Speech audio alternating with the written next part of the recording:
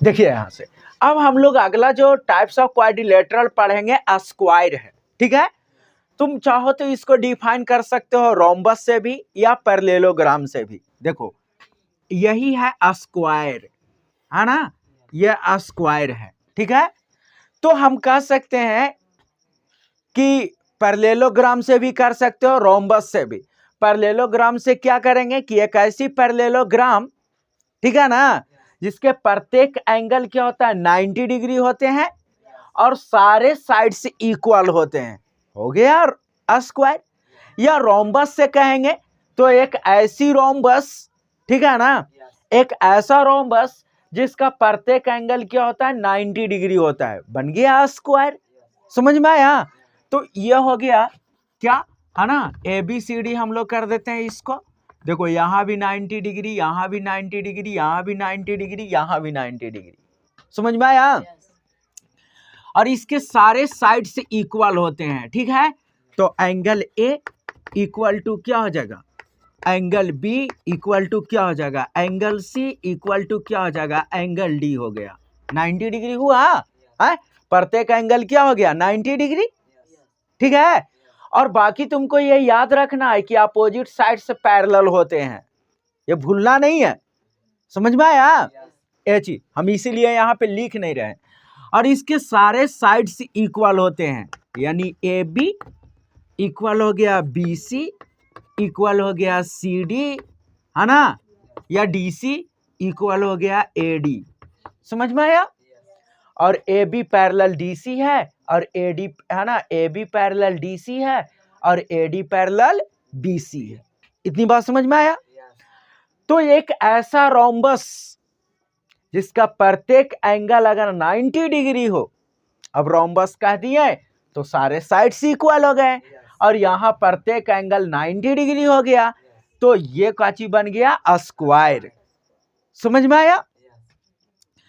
इसके डायगोनल भी जो है एक दूसरे के इक्वल होते हैं, यानी हम लोग लिख सकते हैं AC इक्वल टू क्या लिखेंगे, BD।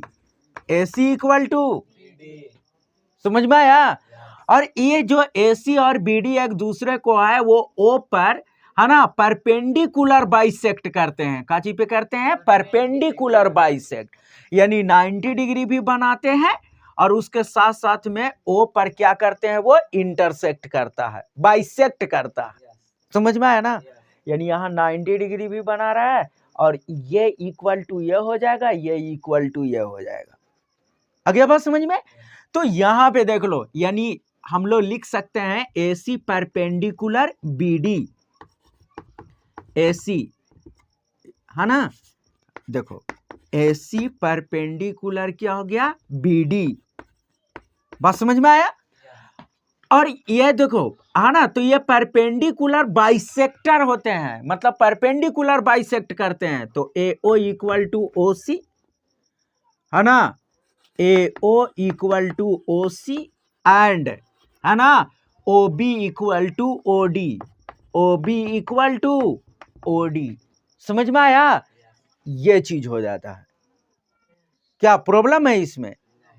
सारे साइड्स इक्वल हैं, प्रत्येक एंगल जो है वो 90 डिग्री है ना, और ये जो होते हैं वो डायगोनल्स भी एक दूसरे के इक्वल होते हैं और डायगोनल जो यहाँ पे बाइसेक्ट करता है वो 90 डिग्री पे बाइसेक्ट करता है ना, ये चीज था।